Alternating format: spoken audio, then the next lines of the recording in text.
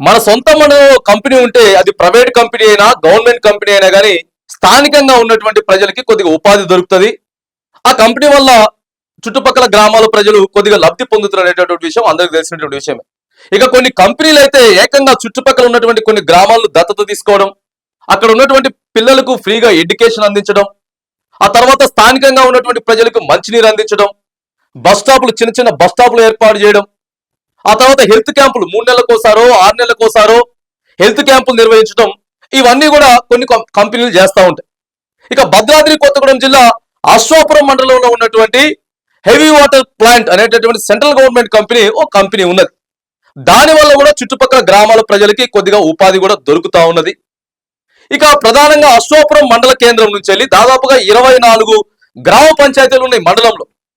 ఆ గ్రామ పంచాయతీలు ఎంతో మంది, ఆ మండలంలో ఉన్నటువంటి ఎంతో మంది హైదరాబాద్ లో చదువు కోసం కానీ లేకపోతే ఉద్యోగం కోసం కానీ హైదరాబాద్ లో ఎంతో మంది ఉంటా ఉంటారు, వస్తూ ఉంటారు, పోతా ఉంటారు. ఇక మనుగురు రైల్వే స్టేషన్ నుంచి రావాలి, మనుగురు రైల్వే స్టేషన్ నుంచి వెళ్ళి హైదరాబాద్ కి రావాలి. ప్రధానంగా చూసుకుంటే మెయిన్ రోడ్ నుంచి ఒక 3-4 కిలోమీటర్లు లోపలికి ఉంటుంది రైల్వే స్టేషన్. ఇక అక్కడికి సౌకర్యం లేదు, వాహన సౌకర్యం లేదు.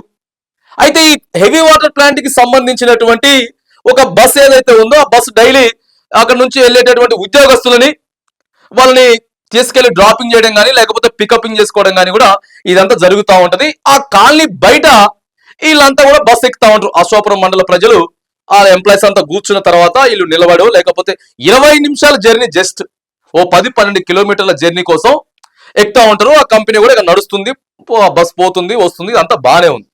ఇక 2-3 రోజుల నుంచి కనీసం ఆ బస్సు కూడా ఎక్కడించుకోని ఇవ్వట్లేదు అని చెప్పేసి సమాచారం అందుతా ఉన్నది. దాదాపుగా మరి లేదండి బాబు, అక్కడ నుంచి ఒక బస్సు లేకపోతే, బస్ సౌకర్యం లేకపోతే ఒక ఆటో మాట్లాడుకుంటే 300-400 రూపాయలు ఆటో వాళ్ళు డిమాండ్ చేస్తా ఉన్నారు.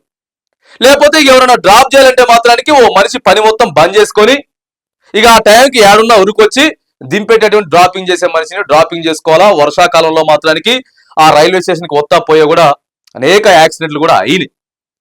మరి పోయే బస్సు ఆడికే పోతున్న బస్సు, మన సొంత మండలంలో ఉన్నటువంటి కంపెనీ బస్సు, మరి కనీసం ఆ బస్సులో కూడా ఎక్కించుకోనియకుండా అట్లా ఆపకుండా పోతా ఉందని చెప్పేసి మండలంలో చర్చ జరుగుతూ ఉన్నది.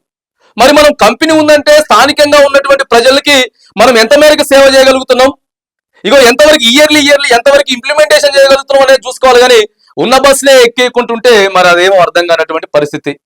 ఇగో మనం ఎంత మంచి చేస్తా ఉన్నాం, ఎంత లబ్ధి చేకూరుతుంది అనేది కూడా దయచేసి కంపెనీలో ఒకసారి ఆలోచన చేసుకోవాలి. ఓ 3-4 రోజుల క్రితం కూడా జిల్లా కలెక్టర్ గారు వచ్చిర్రు. మనం చుట్టుపక్కల ప్రజలకి ఎంతో కొంత మౌలిక సదుపాయాలు కల్పించాలి, ఇవన్నీ కూడా మొన్న కూడా చెప్పిపోయినరు. అన్ని దినపత్రికలు పత్రికా మిత్రులంతా కూడా రాసిర్రు, ఎంత కూడా రాసిర్రు, మండల ప్రజలంతా కూడా చూసిర్రు.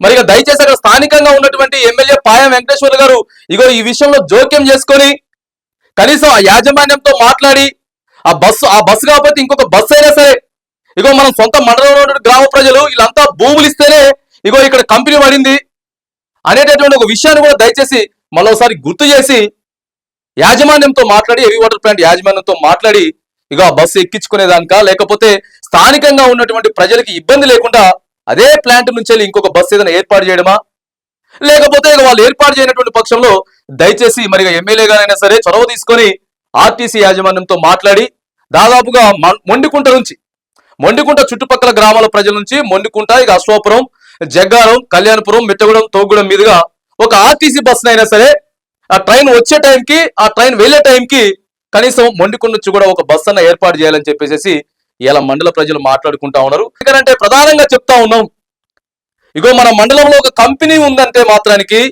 ఆ కంపెనీ వల్ల ఎంతో కొంత లబ్ధి చేకూరుతుంది అనేటటువంటి ఆలోచనలోనే మండల ప్రజలు ఉంటారు. కానీ ఇయర్ ఇంకా ఎంత ఇంక్రీజ్ చేస్తున్నాం మనం ఇంకా పేద ప్రజలకు ఎంతవరకు సాయం చేస్తా ఉన్నాం అనేది చూడాలి. కానీ ఇబ్బంది పెట్టరండి, అలా బస్ ఎక్కినా కూడా ఇబ్బంది పెట్టరు, నిల్చుంటారు, సీట్ ఉంటే కూర్చుంటారు, లేకపోతే లేదు.